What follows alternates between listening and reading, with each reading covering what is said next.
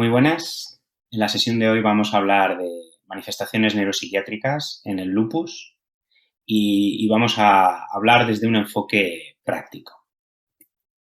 El esquema de la sesión de hoy es el siguiente. Vamos a hablar de manifestaciones y epidemiología, mecanismos fisiopatológicos. Sobre todo vamos a dedicar un rato a hablar del enfoque diagnóstico y unas pinceladas de tratamiento. En el año 1999, la ACR publicó una nomenclatura de distintas manifestaciones que se podían clasificar dentro de una única manifestación llamada lupus neuropsiquiátrico, cuyo acrónimo en inglés lo tenéis ahí y lo vais a ir viendo a lo largo de toda la charla. Estas manifestaciones son muy heterogéneas y se clasifican en manifestaciones de sistema nervioso central y sistema nervioso periférico. Como podéis ver, pues son muy dispares. Tenemos desde pacientes con una meningitis aséptica hasta pacientes con trastorno de ansiedad o una mononeuritis múltiple. La mayoría de las veces que se van a presentar pacientes con lupus con manifestaciones neuropsiquiátricas van a ser manifestaciones del sistema nervioso central. Un 92% en esta serie y un 8% manifestaciones periféricas. En la Cohort-League, que se siguen 1.827 pacientes con lupus durante 7,6 años, en 955 se describen manifestaciones neuropsiquiátricas. Sin embargo, solamente se atribuyen al lupus en 592 pacientes. Y esto ya nos da una idea de la dificultad para manejar una manifestación neuropsiquiátrica en un paciente con lupus, porque en muchas ocasiones esa manifestación neuropsiquiátrica no la vamos a atribuir al lupus y por lo tanto el manejo va a ser distinto. Además, en las manifestaciones descritas en el año 99, como podemos ver, no son específicas del lupus. No hay ninguna manifestación específica del lupus y además muchas de ellas son muy frecuentes en la población, como por ejemplo cefalea, trastorno de ánimo, disfunción cognitiva. Son manifestaciones que podemos encontrar muy frecuentemente en la población y esto dificulta el atribuir y el manejar estas manifestaciones cuando se presentan en nuestros pacientes con lupus. Además, las manifestaciones neuropsiquiátricas más frecuentes en los pacientes con lupus son las que podemos ver en la siguiente tabla. Disfunción cognitiva, trastorno del ánimo, ansiedad, cefalea y luego ya en frecuencia pues bastante distantes pues accidente cerebrovascular o convulsiones. En España no he encontrado datos directos de cuál es la situación de manifestaciones neuropsiquiátricas en lupus. Sin embargo, en RELESER tenemos publicado aquellos pacientes en los que en algún momento en el SLEDAI han puntuado alguno de los ítems de neuropsiquiátrico. Y estos son, pues, en un 23,8% de las ocasiones se ha presentado. Perdonad.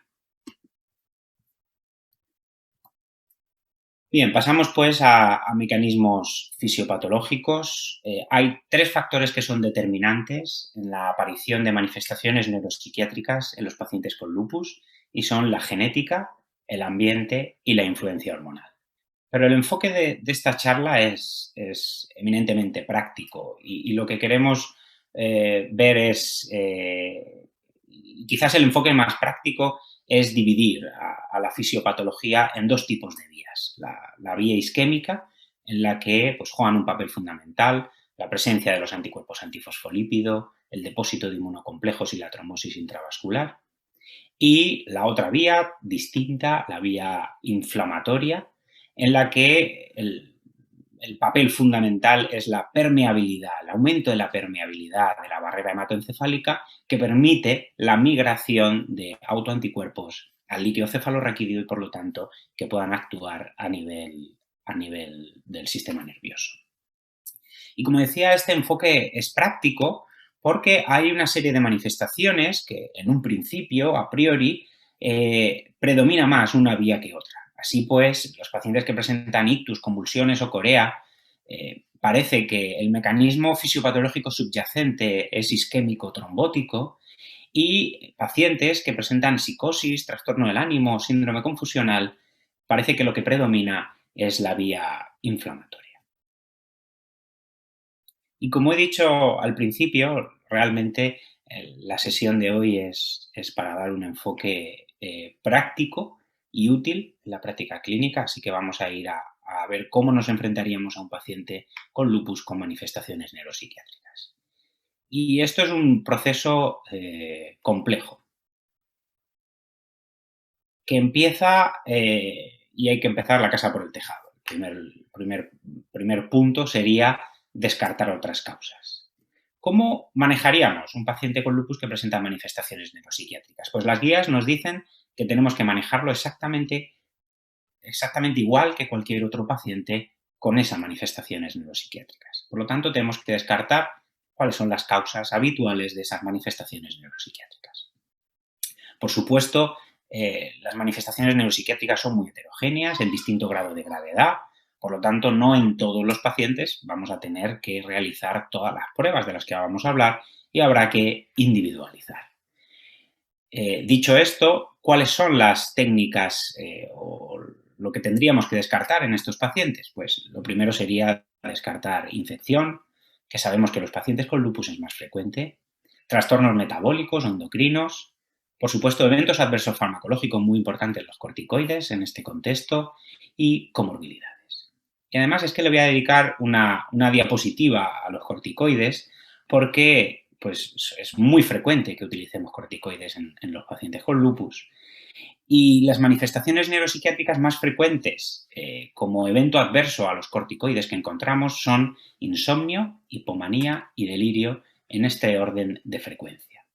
Sabemos que la posibilidad de desarrollar una manifestación neuropsiquiátrica secundaria a los corticoides está en relación a la dosis. Así pues, los pacientes que reciben dosis mayores de 80 miligramos día, equivalente a prednisona, tienen un 18,4% de posibilidades de desarrollar manifestaciones neuropsiquiátricas. Pero lo que es realmente importante conocer de los corticoides es cuándo aparece la manifestación neuropsiquiátrica en relación a los corticoides y cuándo desaparece una vez que suspendemos.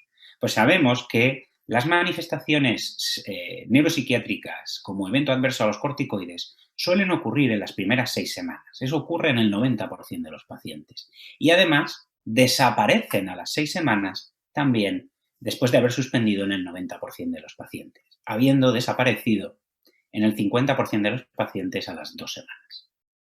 Esto es de suma importancia a la hora de atribuir esa manifestación neuropsiquiátrica a un evento adverso o a atribuirlo al lupus. Como decía, dependiendo del tipo de manifestación neuropsiquiátrica que presente nuestro paciente, pues tenemos distintas técnicas que se pueden utilizar para hacer el diagnóstico diferencial o llegar al diagnóstico de atribución. Y estas técnicas que se pueden realizar pues son, por ejemplo, estudio del líquido cefalorraquídeo, sobre todo para descartar infección. Por supuesto, análisis de sangre y orina, pues para descartar trastornos hormonales, de electrolitos, detectar autoanticuerpos que puedan ser relevantes, como el anticuerpo antiperribosomal, electroencefalograma, test neuropsicológicos para evaluar el deterioro cognitivo, estudios de conducción nerviosa y, muy importante, las técnicas de neuroimagen que nos pueden aportar información tanto estructural como funcional. Por ejemplo, en esta imagen tenemos una imagen de un paciente con lupus neuropsiquiátrico con puntos hiperintensos en sustancia blanca.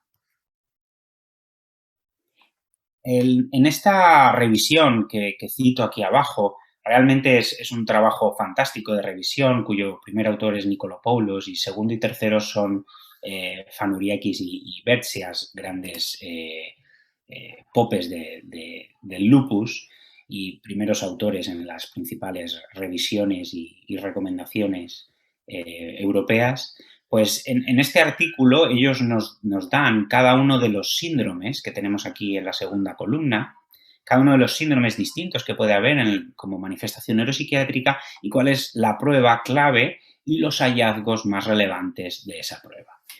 Además, En las recomendaciones de manejo del lupus neuropsiquiátrico, que son un poco antiguas, son ya de 2010, estas recomendaciones son de EULAR, en el material suplementario tenemos, para cada uno de los síndromes descritos en el año 99, tenemos, por ejemplo, he traído el de síndrome confusional agudo, cuáles son los hallazgos clave en el screening, en la historia clínica, exploración, en las distintas pruebas diagnósticas que se pueden realizar, también en el diagnóstico diferencial. Esto es fantástico porque lo tenemos para cada uno de los síndromes, sabemos que está ahí y si se nos presenta ese cuadro clínico, pues lo podemos consultar en el material suplementario de las recomendaciones EULAR de manejo del lupus neuropsiquiátrico de 2010. Bien, el primer punto sería pues, descartar otras causas, para eso vamos a realizar distintas pruebas. Y lo siguiente, en el proceso de atribución de la manifestación neuropsiquiátrica, va a ser buscar datos a favor de que esa manifestación neuropsiquiátrica se deba al lupus y datos en contra de que se deba al lupus y por lo tanto tengamos otras causas como corticoides o directamente que no lo atribuyamos al lupus.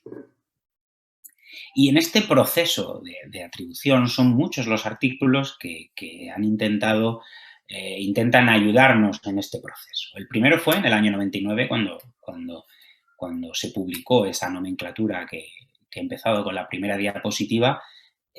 Ya nos decían directamente cuáles son los datos a favor y datos en contra de que esa manifestación neuropsiquiátrica se deba o no al lupus. 2 años después, Ainiala, en un grupo de pacientes finlandeses con lupus, investigó a ver cuántos pacientes presentaban alguna de esas manifestaciones neuropsiquiátricas y descubrió que en su cohorte de 46 pacientes, 42 presentaban manifestaciones neuropsiquiátricas, un 91%. Sin embargo, eliminó aquellas manifestaciones que clasificaron como manifestaciones menores y son la disfunción cognitiva, cefalea y trastorno del ánimo, y eliminando estas quedaron solamente 21 de 46, un 46% de pacientes de esta cohorte presentaban manifestaciones neuropsiquiátricas. Me voy a saltar unos cuantos años para llegar al año 2017 en esta revisión de Tyan Mack porque resume un poco todo lo anterior. Por lo tanto, nosotros tenemos un paciente con lupus que presenta una manifestación neuropsiquiátrica. El siguiente paso sería irnos a la clasificación de ACR del año 99 y ver si cumple con alguna de las nomenclaturas. Lo siguiente sería, por supuesto, excluir otras causas y aplicaríamos lo siguiente, los criterios de Ainiala. Y los criterios de Ainiala vamos a eliminar aquellas manifestaciones neuropsiquiátricas que se consideran menores. Y esas manifestaciones neuropsiquiátricas son cefalea, ansiedad, deterioro cognitivo y trastorno del ánimo leves y aquellos pacientes que tengan polineuropatía o con una electromiografía normal. El siguiente paso sería aplicar el algoritmo de Bortolucci, el cual vamos a hablar ahora. En el año 2015, la Sociedad Italiana de Reumatología, con primera autora Bortolucci, diseñó y validó un score en el cual se puntúan 4 ítems. A menor puntuación, menos riesgo de atribuir esa manifestación neuropsiquiátrica al lupus. A mayor puntuación, más probabilidad de atribuir esa manifestación al lupus. Y este score puede ser útil en la práctica clínica, pero sobre todo lo que es importante es para fijarse en aquellas manifestaciones que pensamos que nos puedan ayudar a pensar en atribuir esa manifestación al lupus. Es decir, ¿qué tiene peso en este score? ¿A qué le dan importancia? Bien, pues vamos a ir analizando cada uno de los ítems. El primer punto es el timing respecto al debut del lupus. Y esto es realmente importante porque sabemos que las manifestaciones neuropsiquiátricas ocurren pronto respecto al debut del lupus. Así pues, la mayoría de las manifestaciones neuropsiquiátricas van a ocurrir en los 2 primeros años tras el debut del lupus. Además, sabemos que un 26% de los pacientes que tienen manifestaciones neuropsiquiátricas por el lupus recidivarán. Por lo tanto, el hecho de tener un antecedente de una manifestación neuropsiquiátrica atribuida al lupus es un aumento de probabilidad de tener una segunda manifestación. Y es importante también saber que entre más o menos la mitad de los pacientes con manifestaciones neuropsiquiátricas atribuidas al lupus van a tener índices de actividad elevados. Por lo tanto, el primer punto es el timing respecto al debut. Más cerca del debut le daremos mayor puntuación. El siguiente ítem sería descartar aquellas manifestaciones que sean menores, de las que habla menores. Así pues, si el paciente presenta manifestaciones menores, puntuará 0, y si no presenta esas manifestaciones neuropsiquiátricas menores, puntuará 3 puntos. Y luego ya vamos a buscar factores confusores que nos puedan justificar esa manifestación neuropsiquiátrica y, por lo tanto, no atribuirla al lupus.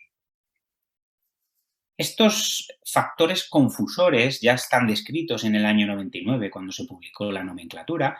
Los tenemos en el artículo del año 99 y los tenemos descritos para cada uno de los síndromes. Así pues, por ejemplo, para enfermedad cerebrovascular, pues los factores confusores van a ser factores de riesgo cardiovascular, tóxicos, fibrilación auricular, o, por ejemplo, para síndrome confusional agudo, pues un factor confusor puede ser los corticoides o un marcador estrés psicosocial. Lo tenemos descrito en esta publicación para cada uno de estos síndromes. Así, si no tenemos factores confusores, pues puntuaremos mucho más que si tenemos algún factor confusor. Y lo siguiente, vamos a buscar en la historia clínica, en la exploración, en los datos de las pruebas, vamos a buscar factores favorecedores de atribuir esa manifestación al lupus. Estos factores favorecedores ya se publicaron, algunos de ellos, en las guías de manejo de pacientes con lupus neuropsiquiátrico en el año 2010, y el panel de expertos de los italianos pues añaden algunas más. He traído, por ejemplo, la del síndrome confusional agudo. En el año 2010 asociaban como factor favorecedor de atribuir al lupus pues la actividad del lupus y el haber presentado previamente una manifestación neuropsiquiátrica, y el panel de expertos añade, ya en el año 2015, añade la información que nos aporta la neuroimagen y, muy importante, la respuesta a glucocorticoides o inmunosupresores como factor favorecedor para atribuir al lupus. Así lo tenemos descrito para todos los síndromes descritos en el año 99. Al final lo que tendríamos es una puntuación de 0 a 10, donde a partir de 7 parece que es más probable. Con una puntuación de 7, un 66% de los pacientes tendrán una manifestación neuropsiquiátrica atribuida al lupus, un 14% no, y pues con una puntuación de 10, el 94% de las manifestaciones neuropsiquiátricas van a ser atribuidas al lupus. Siguiendo con el esquema, pues ya hemos aplicado el algoritmo de los italianos. Al final tendríamos un diagnóstico de los criterios de la nomenclatura del año 99, o, ojo, porque esta nomenclatura del año 99 está ya anticuada y hay otros síndromes clínicos que no están descritos en el año 99, pero que claramente están relacionados con el lupus, como por ejemplo el PRES. Finalmente vamos a pasar al artículo de revisión que os he recomendado, el de Nikolopoulos, el de los griegos del año 21.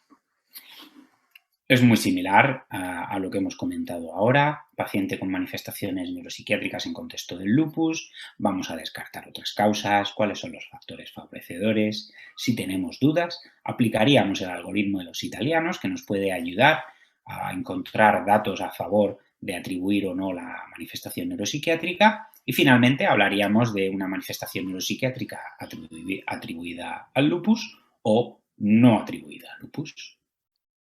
Y por último vamos a pasar al apartado de tratamiento.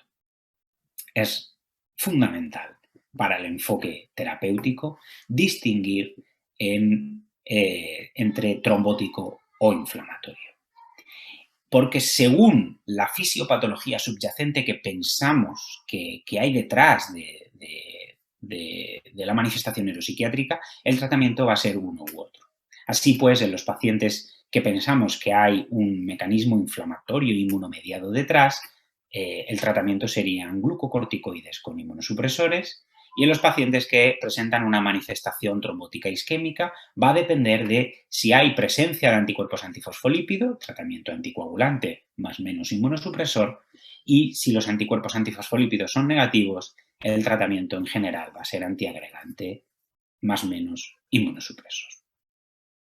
Como habíamos dicho en el apartado de fisiopatología, es muy importante para nosotros dividir la fisiopatología en isquémico versus inflamatorio. Y para intuir si subyace un problema isquémico o inflamatorio inmunomediado, pues desde luego que el tipo de manifestación neuropsiquiátrica que presenta nuestro paciente nos va a ayudar. Pero hay una serie de situaciones clínicas que son difíciles de atribuir a un mecanismo o a otro y por lo tanto difícil de plantear la actitud terapéutica. Por ejemplo, un paciente con enfermedad cerebrovascular, pero con antifosfolípidos negativos. Aquí que hay un antifosfolípido con antifosfolípidos negativos, o realmente hay un mecanismo inflamatorio detrás. O, por ejemplo, los pacientes con disfunción cognitiva. Estos pacientes hay un mecanismo de pequeño vaso isquémico trombótico o hay realmente una lesión inflamatoria subyacente. Pues esto es igual de complejo probablemente que el atribuir la manifestación neuropsiquiátrica al lupus, el decidir si es isquémico o inflamatorio de cara a decidir el tratamiento. Así pues, hay una serie de manifestaciones, como hemos dicho, que parece que es más fácil atribuirlas a un problema inflamatorio. Pues en general, los problemas del sistema nervioso periférico, la psicosis, el síndrome confusional agudo, la enfermedad desmielinizante o la meningitis aséptica, parece que el mecanismo subyacente en un principio, a priori, puede ser inflamatorio inmunomediado. Sin embargo, los pacientes con enfermedad cerebrovascular, con trastornos del movimiento como coreas, mielopatía, convulsiones en un principio y disfunción cognitiva, pues parece que pueda ser de origen isquémico trombótico. Y en este artículo que os he recomendado de revisión del año 21, nos ayuda dibujando una serie de características clínicas y de laboratorio que nos pueden ayudar a pensar en que nuestro paciente con lupus se va a beneficiar de un tratamiento inmunosupresor. Por ejemplo, ¿cuáles son estos factores? Pues un paciente joven, cuando la manifestación neuropsiquiátrica ocurre cerca del diagnóstico de lupus, cuando tiene marcadores de actividad elevados o está en un brote, cuando tiene puntuaciones altas en los algoritmos de atribución, que no solamente tenemos el de los italianos, también está el de Magrocheca del grupo de Leeds.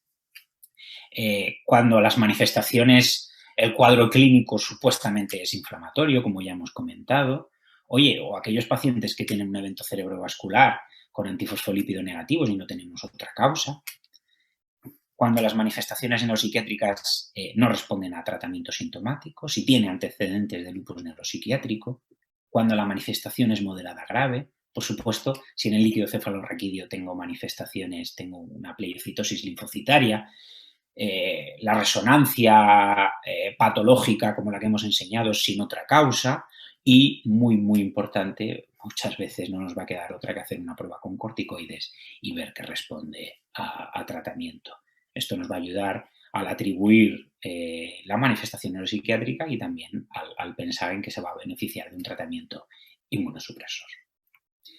Por otro lado, también tenemos una serie de factores que nos pueden ayudar a pensar, a clasificar esta manifestación neuropsiquiátrica en el subtipo de manifestaciones isquémico-trombóticas y, por lo tanto, que se vayan a beneficiar de un tratamiento antiagregante, anticoagulante. Y van a ser básicamente pues, la presencia de anticuerpos antifosfolípido, de factores de riesgo cardiovascular y, ojo, también nos podríamos plantear aquellos pacientes que tienen manifestaciones neuropsiquiátricas que no han respondido a tratamiento inmunosupresor, pues quizás puedan responder a tratamiento antitrombótico.